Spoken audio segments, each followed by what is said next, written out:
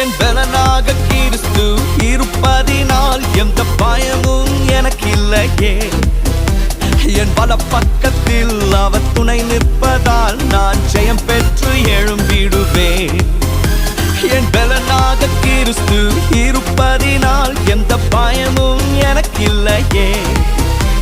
என் பல பக்கத்தில் அவர் துணை நிற்பதால் நான் ஜெயம் பெற்று எழும்பிடுவேன். எல் ஷடாய் என் தெய்வமே, எல் ரோயி என் தகப்பனே, யெகோவா என் ராஜனே.